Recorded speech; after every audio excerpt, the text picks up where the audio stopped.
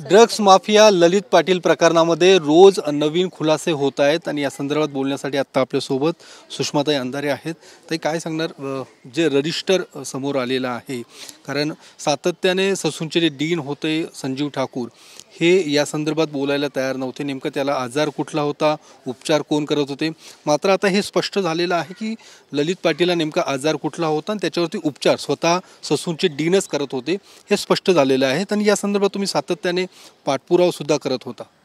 गेल्या 1.5 महिन्यापासून ललित पाटील प्रकरणाचा आम्ही पाठपुरावा करतोय आणि आम्ही पुन्हा सांगतोय की यामध्ये राज्याच्या तरुणाईला वाचवणे, त्यांचं भविष्य आणि त्यांचं आरोग्य वाचवणे हा प्रधान हेतू आहे.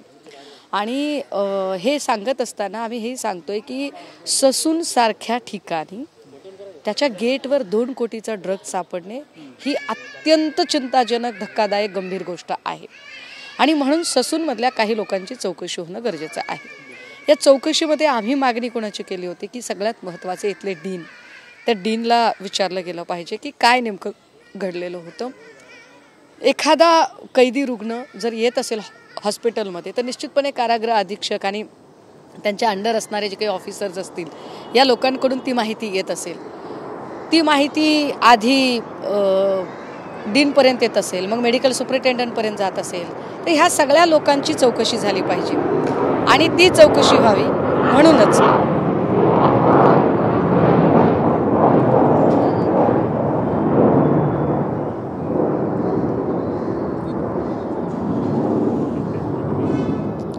सुखोईचा आवाज आहे हा. आम्हाला एवढा एकच त्रास आहे, बाकी सोसायटी एकदम चांगली आहे. त्यामुळे ससूनचे जे काही डीन आहेत या डीनची चौकशी व्हावी असं आम्ही खूप आधीपासून सांगत होतो. आता तर त्या म्हणण्यावरती शिक्कामोर्तब झालंय. वॉर्ड नंबर 16 मध्ये ललित पाटीलवर उपचार करणारे डॉक्टर म्हणून जर SST अर्थात संजीव श्याम ठाकूर हे नाव येतं, त्याच पानावर दुसरं नाव विनय अरहनाचं आहे. जो विनय अरहना रोजरी स्कूलमधला ईडीने ताब्यात घेतलेला आरोपी आहे. आणि त्याच्याच गाडीतनं त्याचा ड्रायव्हर दत्ता डोके ज्याने पळून जायला मदत केली त्याला हडपसरमधून पोलिसांनी ताब्यात घेतलेला आहे. त्याचाही उपचार, विनय अरहनाचाही उपचार संजीव श्याम ठाकूर करतात हे त्या कॉलममध्ये स्पष्टपणे दिसतंय.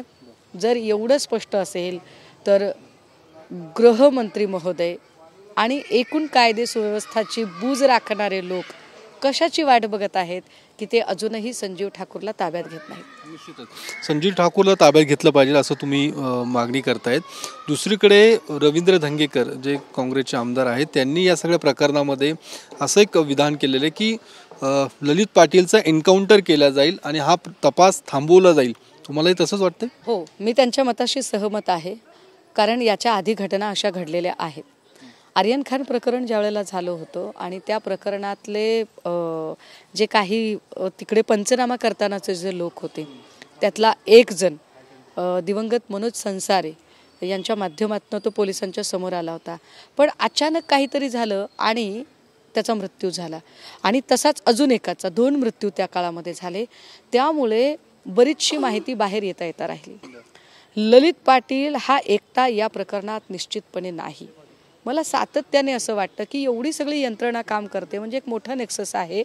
त्यामुळे ललित पाटीलच्या जीविताची काळजी घेणं पण गरजेचं आहे. कारण ललित पाटीललाच संपवून हा सगळा तपास संपवण्याचा प्रयत्न केला जाऊ शकतो. सो ललित पाटीलच्या सुरक्षेची सुद्धा काळजी घेतली पाहिजे. त्याचाही सुद्धा एन्काउंटर होऊ शकतो. एन्काउंटर होऊ शकतो किंवा संशयास्पद मृत्यू होऊ शकतो काहीही पद्धतीने. आणि व्हायला आता सध्या म्हणजे कशावरच विश्वास ठेवण्यासारखी परिस्थिती नाहीये. सो या सगळ्या प्रकरणामध्ये ललित पाटीलच्या जीविताचं रक्षण ही सुद्धा एक मोठं आव्हान असेल. निश्चितच. पण ज्या पद्धतीने ससूनचे डीन मात्र या सगळ्या याच्यावरती बोलायला तयार नाहीयेत किंवा त्यांच्यावरती कुठलीही कारवाई अद्यापपर्यंत होताना दिसत नाहीये. काय ससूनच्या डीनवरती कारवाई व्हावी अशी तुम्ही मागणी करता? यापूर्वी केलेली आहे? ससूनच्या डीनवर कारवाई होत नाही याचं मला असं वाटतं की त्यांच्यावरती फार मोठा राजकीय वरदहस्त आहे. आणि त्या वरदहस्तापोटी ते इतके बेमुरवत, बेताल आणि बेफिकिरीने वागत आहेत. आणि मुळात कुठलाही डॉक्टर हा देवदूत असतो. लोक त्याच्याकडे देवदूताच्या नजरेने बघतात. परंतु संजीव ठाकूरांची कृती ही डॉक्टरी पेशाला काळीमा फासणारी कृती आहे.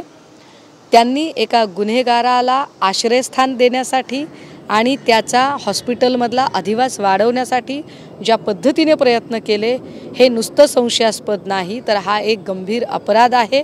त्यांची चौकशी झाली पाहिजे आणि त्यांना तातडीने पदावरून दूर करून सहआरोपी केले पाहिजे. धन्यवाद ताई. कॅमेरामन अभिजित पिसेसह मी योगेश बोरसे, TV9 मराठी, पुणे.